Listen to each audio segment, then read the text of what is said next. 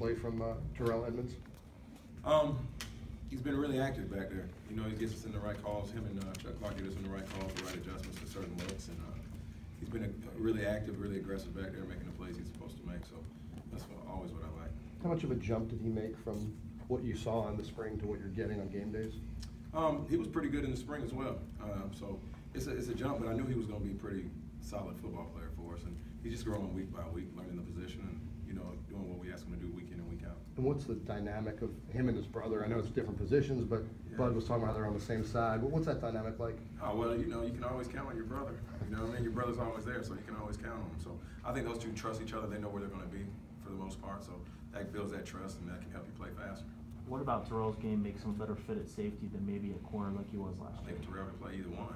Really, his game, he can cover, he can run, he can chase, he can be physical. But right now for us, he's at safety. That's a good fit for him, and he's a physical guy, so I think it works out for him. You can have a safety who can cover like a corner, that always works. You've coached with Fuente before, and we were here talking about Bud, about how he kind of gives him freedom to operate how he wants. Mm-hmm. How much do you appreciate that as a defensive coach? You know, somebody, a head coach meddling with stuff that you're doing? I know, you love that. You love that. You got a head coach that lets you do what you want to do, and, as long as it's working and you're doing a good job, and you love it. It's pretty good. Did he ever stick his nose in what you're doing in Memphis? Like if there's a bad game? He lets you do what you're going to do. He lets you do it. If he got a suggestion, he'll suggest something. If not, go play.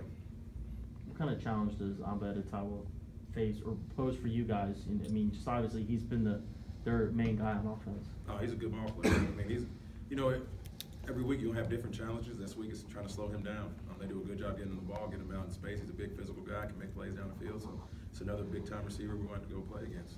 I think that's how it's going to be week in and week out. So it's another challenge. What have you learned under Bud Foster coming here as a former defensive coordinator yourself? It's infinite. I'm still learning. I'm learning daily. I'm learning. And half of it is the drive that you got to have. I always thought I was a driven guy and stuff like that, but you see it.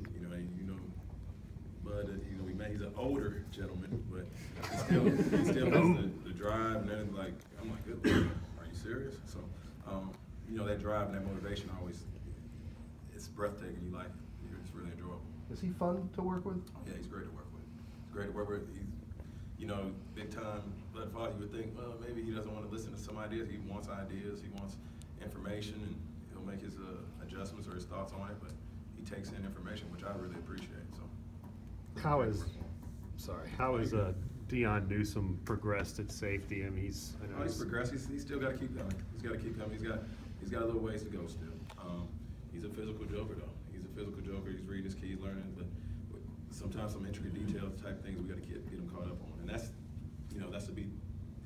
He's only been there 2 months. Right. A month and a half. So he's going to keep working at it, and we'll get him caught up. We'll get him there. That's the reaction that I can't remember if it was Coach Fuente or Coach Foster first gave us, is that he latched on really fast to it. Is the learning curve starting to catch up a little bit now? And well, yeah, it's going to catch up. Yeah. It's going to catch up, especially when you're playing some teams that want to go really fast and do a lot of different things.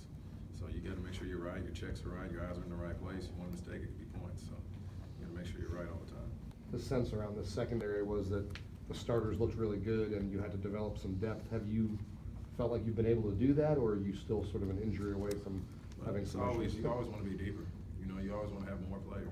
That's always the deal. So we're developing depth and we're still working at it. And I think we've gotten better at it. We've gotten a little bit better. I can throw some guys out there if I need to, but me, I want my guys to play. I want the dogs to play. So that's how we're going to be. We've had Chuck Clark in here, and he's kind of a man of few words in the interview room. Does he like that on the field? Like, what's he like around this team? No, you're going to talk. He'll make every call, every check. Chuck's the quarterback out there. So he makes every call, every check. We put a lot on him to do that. He talks and communicates. Now, he ain't the most vocal off the field, like what you're saying. He ain't, no. Let's go play. How impressive has he been this year, the way he's played? Extremely impressed. Do you have to remind him to talk out there, or does he just kind of get it?